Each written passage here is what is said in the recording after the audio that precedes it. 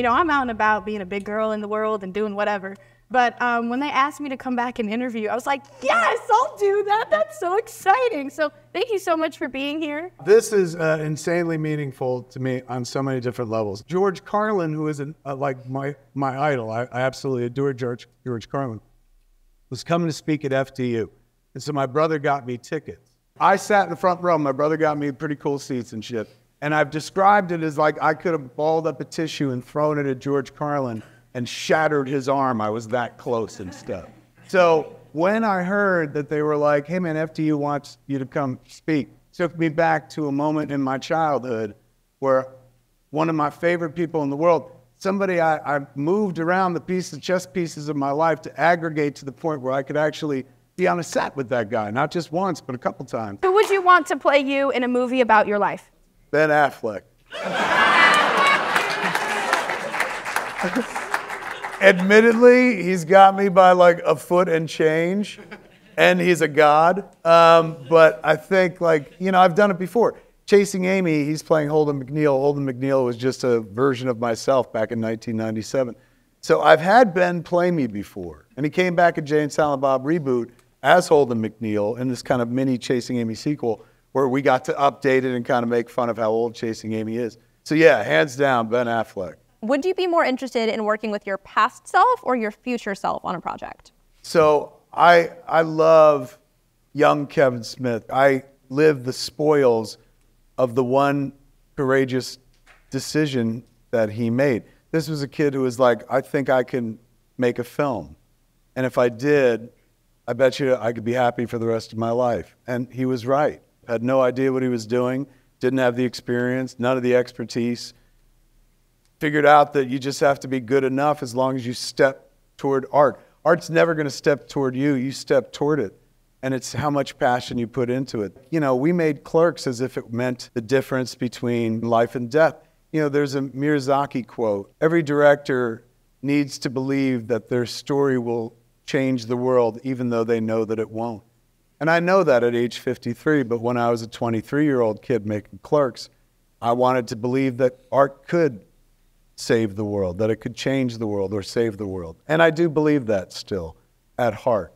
So that kid was so earnest and really believed in what he was doing and understood the privilege, the rare air that he was breathing by stepping toward it, by trying to make a thing, by trying to express himself, and built the rest of my life for me. All I have to do is show up and be that kid over and over again. And, you know, add some spokes to the wheel as time goes on. Working with the future version of me would be more intriguing because I'm always trying to be the future version of me. I'm always trying to figure out like what the next thing. Most artists live in the future, right? I mean, that's the thing they taught me at the Nut House is I have to learn to start living in the present because so much of what I do is predicated on the past and the future.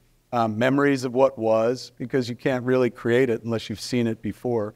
I'm always trying to evolve and trying to grow, maybe not grow, stay relevant. That's the truth. 30 years later, I'm here to tell you that you change, you evolve as an artist. Your point of view changes, you change.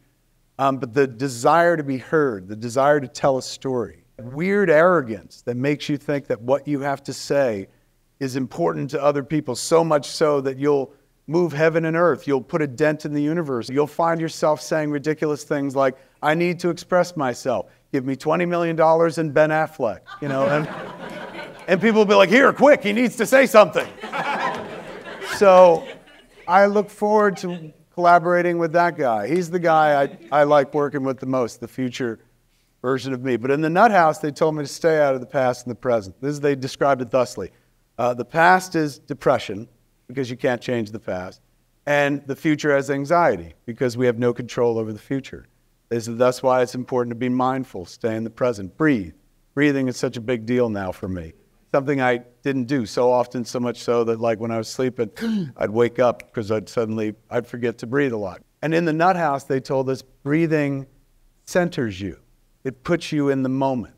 That's why people like do it before they go on stage, like, take that cleansing breath and shit like that, it instantly grounds you to where you are. And I asked in the nut house why that was, and the answer they gave me was intriguing. They said you cannot breathe in the past and you can't breathe in the future. It is only something you can do in the present. If you're concentrating on your breathing, you are concentrating at the moment. And the thing to always remember, engage in the moment, is whether you're being depressed or anxious. Is there anything absolutely wrong in the moment, or are you depressed about something that happened, something you said, something you did, and you're dwelling on that? Or are you worried about what's about to happen or what the future holds, and then anxiety has got a grip of you? Leave those two things behind, be grounded in the moment with what's going on. And think, just do a self-assessment. They taught us to do that all the time. What is going on? Is anything wrong at this moment in time? Count how many things are right in this moment in time. I'm above ground. Tonight I get to breathe the rarefied air of being here with you, the future.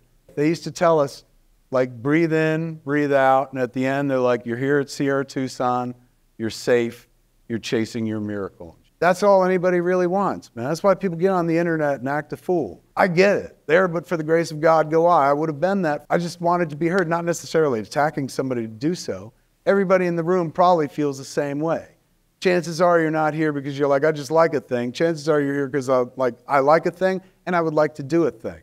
Keep your expectations small. Lower your expectations. Like, my wife didn't want to marry me, but she lowered her expectations, and we've been together 25 years. It's worked out quite nicely and shit. So lowering your expectations always helps, and that's where being good enough comes in handy. I hand it back to you. Well, we don't have any more time, so thank you so much for chatting. Is that it? Yeah. Give it up for the kids!